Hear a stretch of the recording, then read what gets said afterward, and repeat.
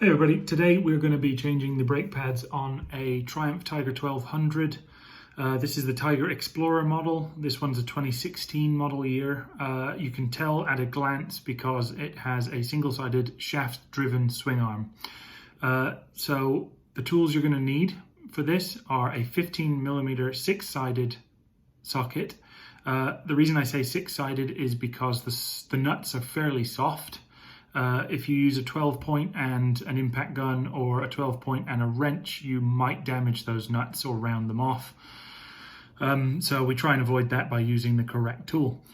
You'll also need a good strong ratchet wrench, and you'll need a torque wrench capable of 17, that's 17 Newton meters, all the way up to 70 Newton meters, that's 70.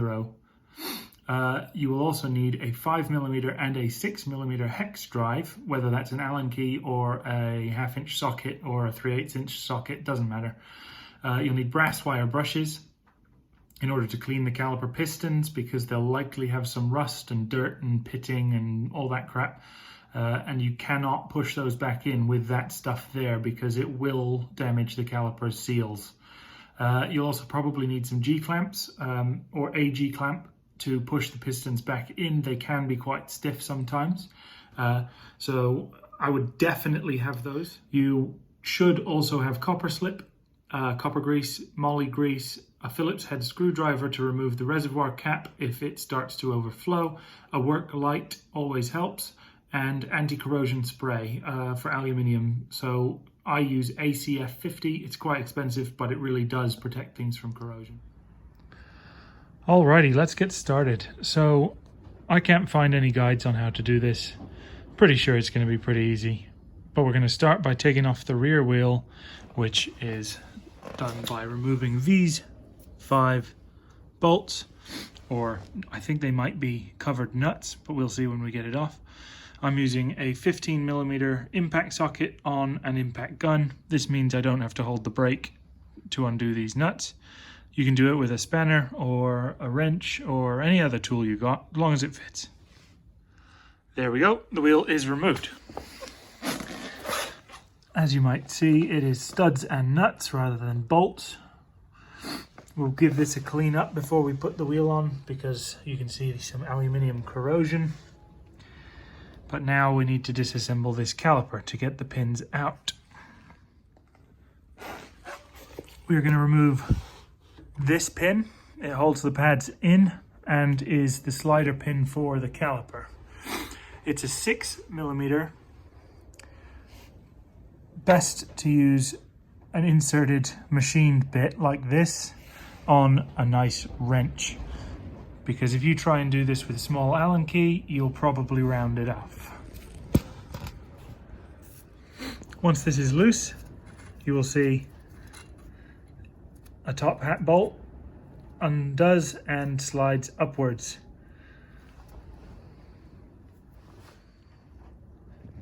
Once this is removed, you can push this pin back in, which is retaining part of the caliper on this link bracket to the swing arm. We don't move it, we just push that in to allow the caliper to move when we undo the main bolts, which are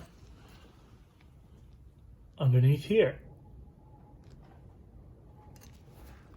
Now, before removing the caliper, you need to undo these 2 5mm Allen key retaining pins. Now, again, be careful. A good ratchet kind of gripped around here, not down here, will give you the best chance of not rounding these off, because if you round them off, you're not getting your pads out anytime soon. Now these pins are interesting because they're threaded at the top. Usually you find these are threaded at the bottom, which is on this side. I'm guessing Triumph have done this to save space.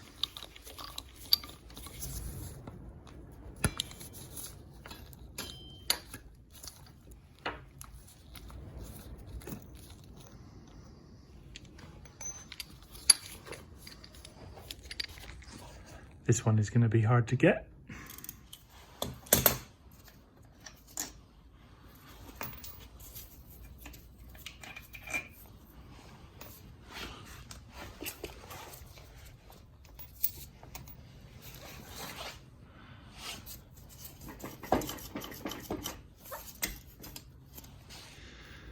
Now, unfortunately, I can't show you this process because it needs two hands and I only have one. But I'm using a cold chisel to push back these pistons. But I will not do that now because these pistons have pitting on them. And I need to clean that off as best I can in order to push it back. Otherwise, when I push it back, it will probably damage the seals in the caliper body with all that rust. Now, the reason I am not using a normal caliper rewind tool is because I can't be bothered to go and get it out. And also, these pads are completely ruined. So it doesn't matter if I damage them in forcing these pistons back in. So this is what your new pads should look like. These are EBC sintered pads. And this is what the pads that were in the bike look like.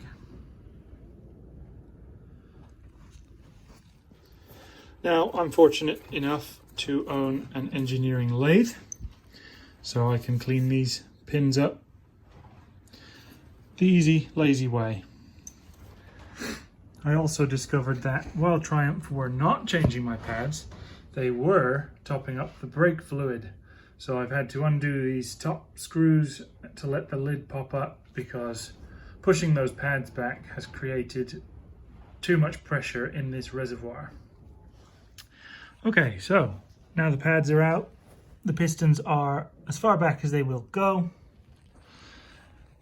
The link bracket there obviously is out. That fits, that stud fits in this rubber boot here. And the ring on the top goes around this. This is the first thing we undid. Now, to prepare, we've got copper slip. We've copper slipped the pins. The sockets where the threads thread in, those are copper slipped as well. And the pads, some people like to put copper slip on the back of the pads. I don't, because you don't need that much and it's just something that can contaminate the brakes. So I tend to put it on the contact faces of the pistons around these rings here and on the inside of this face where the caliper body grips the pad back.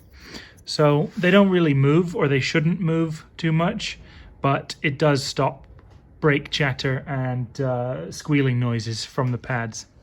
Okay, once we have the pads in, you can see there is a spring at the top of these pads, so you do need to push them into the caliper in order to get these pins to slide through. And now we're going to tighten these pins down. Okay, we now have the link bracket installed. As you can see, copper slip through that rubber bush and through the pin at the top. This should now slide over the disc, like so. Now we put the caliper bolts back in and we can then begin tightening everything to spec. Now, of course, please torque all of these to spec. You don't want anything coming off while you're riding the bike. So the bolts you see here that hold the wheel on, those go to 70 Newton meters. The pad retaining pins, you can see the ends of them here, and I cleaned them up earlier. Those are 17 Newton meters. The bolts that hold the caliper on are 40 Newton meters.